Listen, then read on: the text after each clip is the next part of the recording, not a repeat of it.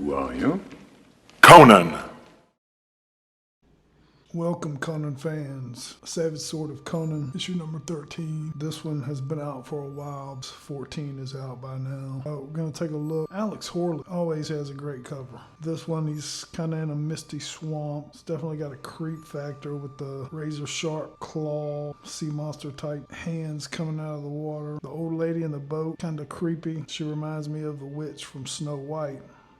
And you've got these demon eyes from this other figure moving up behind Conan. So we'll take a brief look. I'm going to forgo all spoiler warnings and credits. This tale is called The Blue Orchid. It takes place in Conan's life right after the time Prince Yezdegerd, son of King Yildiz, put Makkalit to the pyre. So the Turanian army has defeated on the city of Makkalit, and Yezdegerd has captured the territory. And this starts out with a castle on Roy's timeline. This is mere weeks right after Conan has met Red Sonja. But that's all negligible. You don't need to know Marvel's history to jump in on this one. So it starts out that Conan has heard that Yezdegerd captured a grand prize of a jewel called the Blue Orchid. And he decides that he's going to steal into this castle that the Turanians are controlling and steal it. Got a Solomon Kane pinup. I am not a Solomon Kane fan.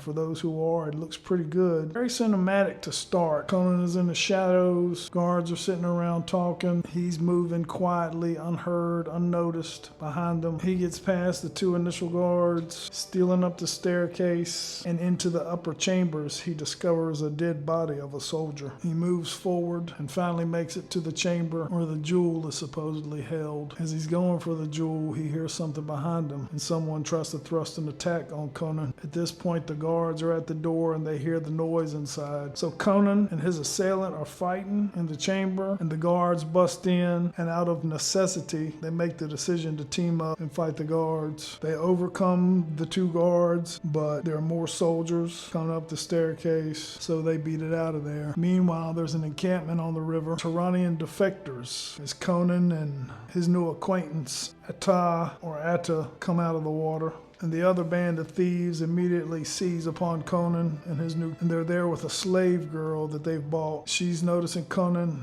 His new partner is noticing her. And before they can get on the shore, here comes the Turanian army. Once again, they flee. The defectors are killed one by one, and the girl is left, and she begs to be taken. So Conan obliges. They make their escape, make camp at night. The girl tells her story that she was a slave of Skull Abdor. There are wolves all around the campsite. During the night, the young lady comes and makes her affections to Conan known. In the morning, Conan wakes up and she's gone along with their horses. He's mad, so of course he blames his new acquaintance. And they realize it's the girl that's stolen the horses, and they get on her tail. They come upon one of the horses, and the wolves are ever present. At the top of a cliff, they have to make a stand against the wolves, and they do. Now this tale takes place south to the city of Makkalit.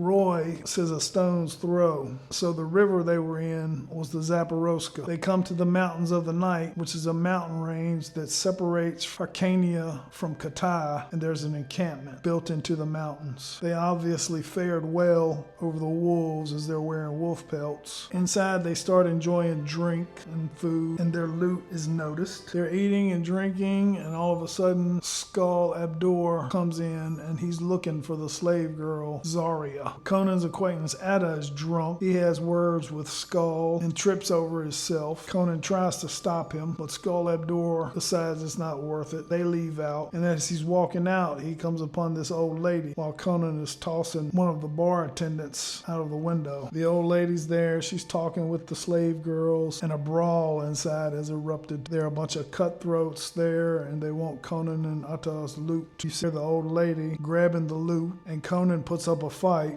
until he's finally hit from behind with a table and goes black. He wakes up in the old woman's abode. She tells him that she knows where the Blue Orchid is when suddenly Atta comes in. He announces that he has bought and taken control of the encampment in the side of the mountain that he calls a town. Conan is just barely awake from his injuries, and suddenly they have a disagreement, and Conan is restrained, taken into captivity, and Atta shows him that he's killed Skull skull. So he hits Conan, knocks him out. Then suddenly Conan is in a festive place. Fair maidens and cutthroats of his ilk. He's eating, drinking, having a great time. But then he wakes up in a dungeon. The old lady from the tavern brings him his sword, and he agrees to go with her to take her to find the blue orchid. Now they journey through the swamp on an old fisherman's boat. They talk of creatures in the swamp, and suddenly the fisherman is gone, the old lady is gone, and Conan, all three are underwater. Suddenly the old lady comes up, Conan comes up, and he's dragging her, and he has slain the creatures in the swamp. They journey further and come to ancient ruins. The entrance is between the statue's knees, and they have to swim underwater to gain entry. Once they do, they see that it's a huge tomb, lots of carcasses, skulls, and the gate closes behind them. They journey further until suddenly the keeper, the old woman told Conan about, he's the guardian of the blue orchid, is upon them. Conan is drawing his sword from off of his back and starts fighting with the monster. He jams his broadsword into the thing's face, and he cracks his own skull under the weight of his bite. Conan keeps moving, and he notices that the old woman has went on ahead. Then he comes out into an empty cavern, sees the old lady holding up the blue orchid, and suddenly she transforms, and it's Zarya. So immediately he's mad, he's been duped, and he comes after her, but then the keeper is on him again. He fights with the demon, then gets ahead of Zarya, grabs a vine, he starts climbing out. She's being tied up, the creature's got her, and he reaches out his hand to save her. Conan breaks into the light, and it's a small rock that he's come out into. He goes to pull Zarya up, and only her head comes out. Suddenly, a Keaton galley is sailing his way, and it opens for another adventure. And you've got the chainmail page, another Solomon Kane pinup. This Solomon Kane tale, I did not mind the tale at all. Simple little tale, but this looks like it was meant for children.